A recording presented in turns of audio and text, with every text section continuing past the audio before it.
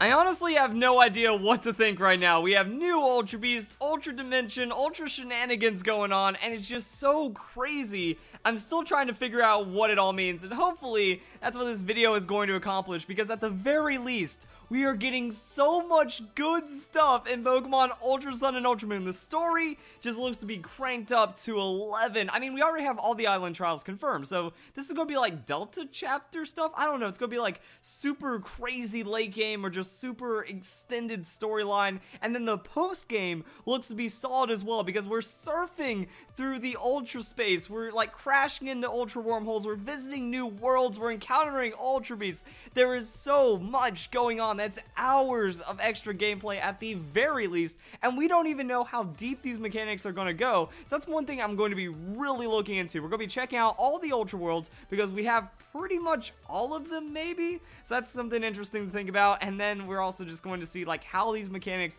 might work out and what we end up getting out of it. Like, I have no idea. If you are not hyped about Pokemon Ultra Sun and Ultra Moon, there is no saving you as a Pokemon fan. Like, I don't know who hurt you, but I'm sorry that it happened, and Pokemon Sun and Moon wasn't that bad to completely give up on this game, especially after all that we have seen so far, and we still don't even know what's left. So yeah, there's going to be so much more gameplay, so many more features. This looks like just the greatest version of Pokemon Sun and Moon that we could have had. So let's talk about some details that have seemed to slip through the cracks. We have this right here, Kartana's Ultra Space in one of the promotional pictures. Like, this is just right there in front of us the whole time, and then it gives us that little bit of extra confirmation that this is like the first major trailer that we got outside of the initial announcement of Pokemon Ultra Sun and Ultra Moon, and immediately it caused speculation, because people are like, wait a second, is Kartana's sprite actually there? And of course those leaves look like Kartana.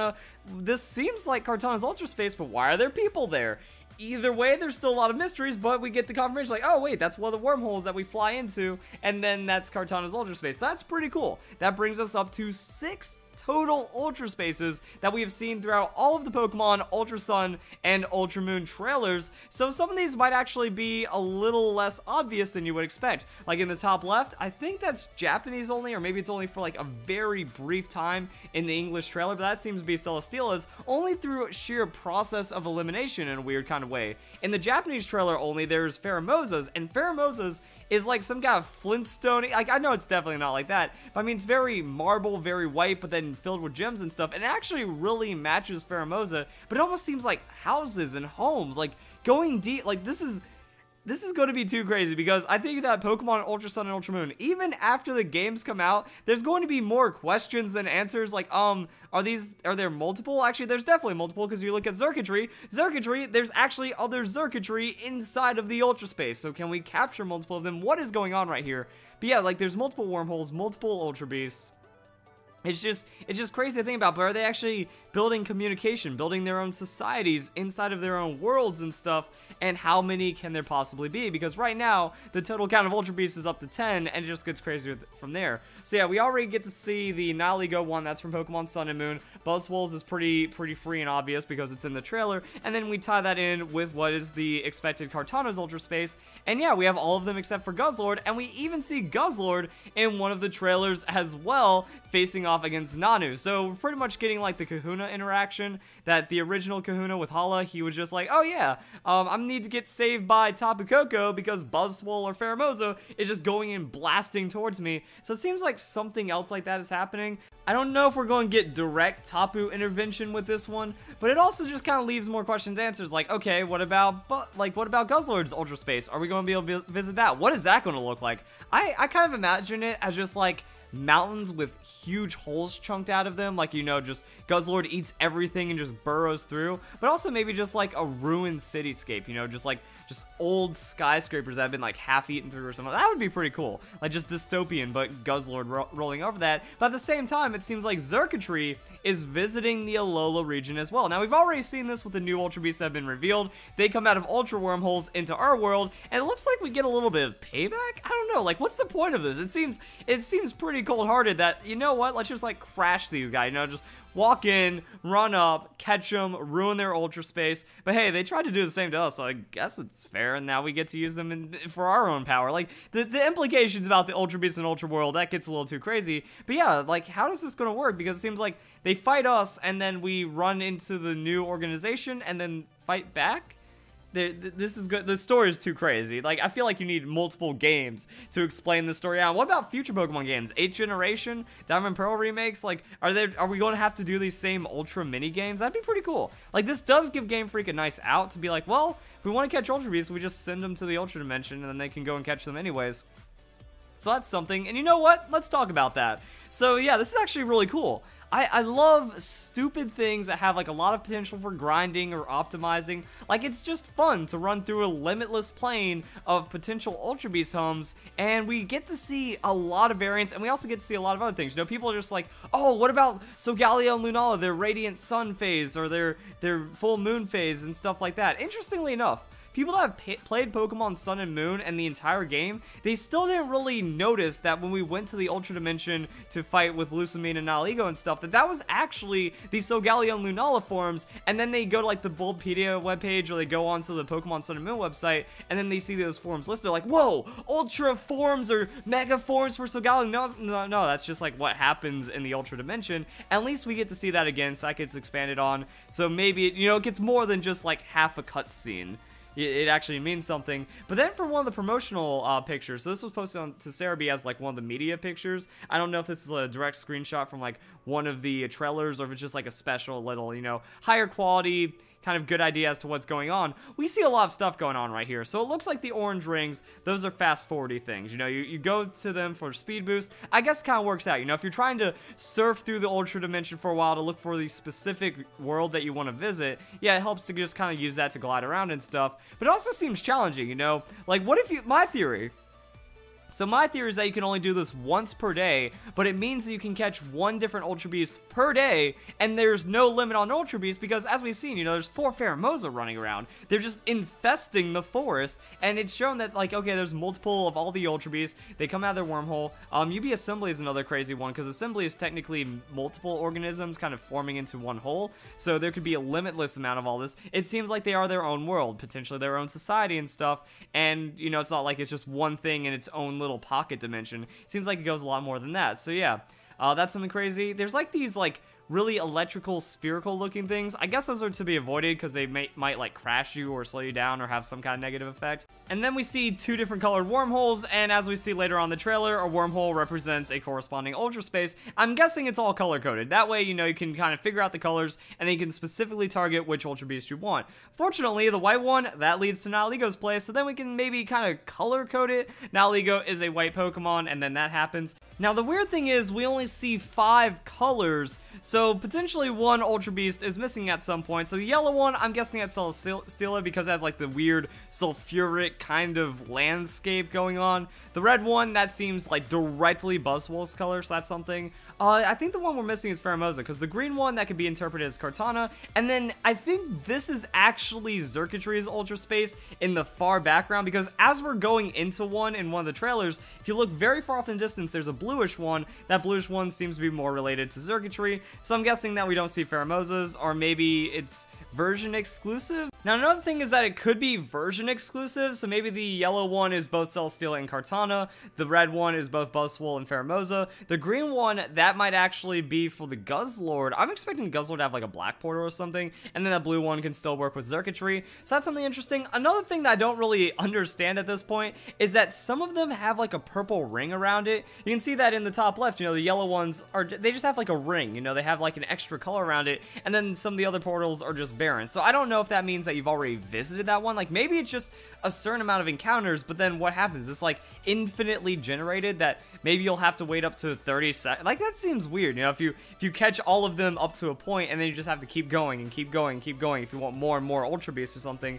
But yeah, it's like, is this one you've already visited or what? Because some of them, they have rings around them, other ones, they just look open. You just fly into them and it's good to go. So I don't really know what's going on right there. That just kind of adds a little bit of mystery to it. But yeah, I'm really feeling that it could be like a daily thing. That, you know, you get one shot a day Hopefully those like little electrical orb things don't completely knock you out. But I think that is a good mechanic because that gives you multiple encounters. That also gives you the opportunity to catch, you know, multiples of the same, or just keep going after the same ones over and over. But there's like it's so weird because we have to like fly around. You know, we see multiples of the same color. We see the same ultra dimensions and stuff as we're flying through. So the mini game might actually get lengthy. It might get expansive to go for the one that you're searching for or something like that. I'm really not sure. I'm also wondering if this opens up the possibility for shiny Ultra Beast, because it seems like it is a stationary encounter, like we see Buzzwole in the trailer. So it's like, well, are we suddenly going to get a shiny Buzzwole during that cutscene or what? Is each of these representative of a cutscene,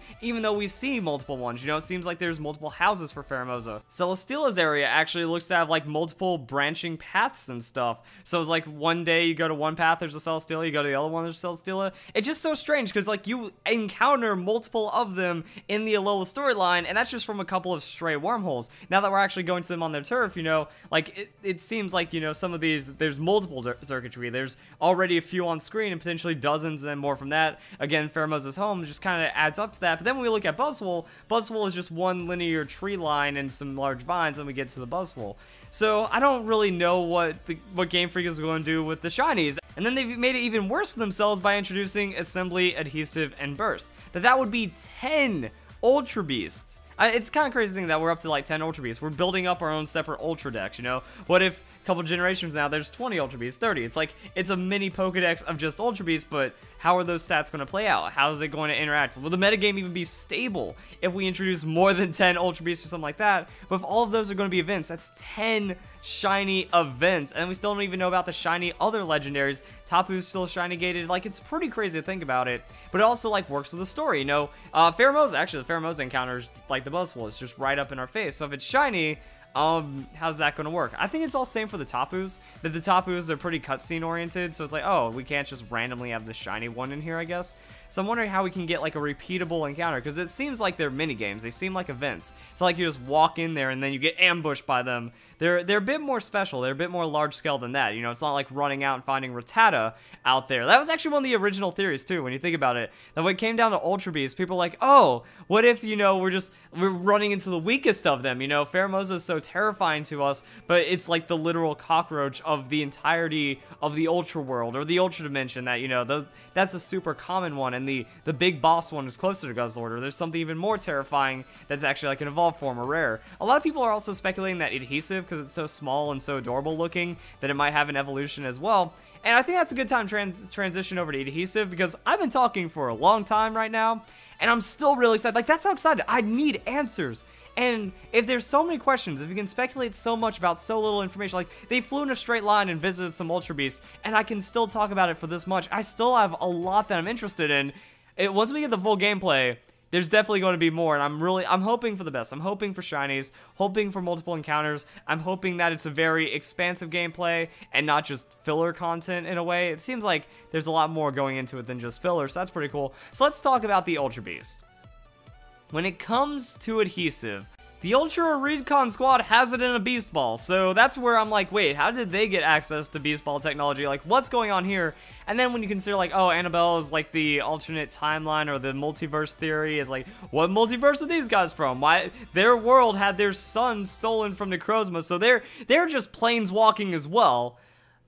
And then, so yeah, I think that while I enjoy how epic the story is, it's complicating the Pokemon timeline too much. Like, the Pokemon timeline, it used to make sense. It used to be fairly logical, and now it's like, oh, it's the ultimate of anime, fairy tale, alternate reality kind of stuff. So yeah, what's his homeworld? He doesn't seem that malicious. The other Ultra Beasts, they seem like they just want to go out and wreck everyone, but this guy, they actually can, like, communicate, they can understand human speech and stuff. Is he the only one? Is he like a mythical of Ultra Beasts? Is he going to be gifted to us by the Recon Squad? Are we going to fight him? Are we going to fight multiple of them? Are there going to be multiple capture opportunities? Guzzlord was a weird case because there was only one Guzzlord, but there were multiple of the others, so yeah, it was very strange to think about how this one ended up breaking down. And again, there was circuitry in the overworld, and then there's also just the other Ultra Beasts with Burst and Assembly. Are we only going to get 1 or 2 chances to capture Burst and Assembly, and we never visit their Ultra Dimension or their Ultra Space? But what if we do?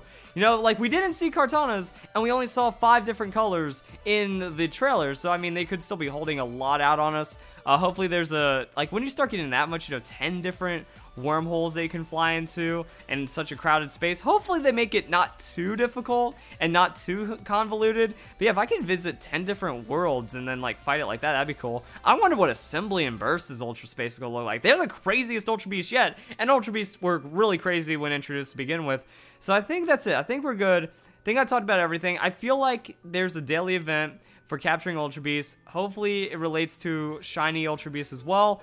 I think we got a good look at everything. So just in case you missed stuff, you know, there's like a lot going on. The multiple circuitries, people were quick to spot that one out hours after, but I don't think like anyone caught that live because it was just so overwhelming. I definitely missed that. You know, when I first heard about that, my jaw hit the floor because like, wait a second, does that mean multiple encounters? Cool, because we see multiple of them. There's no excuse. We can't just run down there and grab one. So I'm hoping that hints at multiples just right there confirmed. There's so many other Ultra Beasts. There's so much else going on in this game. It's just absolutely crazy. And then, like I said, if you missed Pheromosa's Japanese trailer, or if you didn't really see what's going on with Celesteela's place, because that's more of like the exclusive media stuff, you know, there's a lot of little bits of information tying it to Kartana. I think we figured it all out. So if you guys enjoy the video, what a crazy discussion, what a crazy video. Hope you all have a nice day. Thank you very much for watching.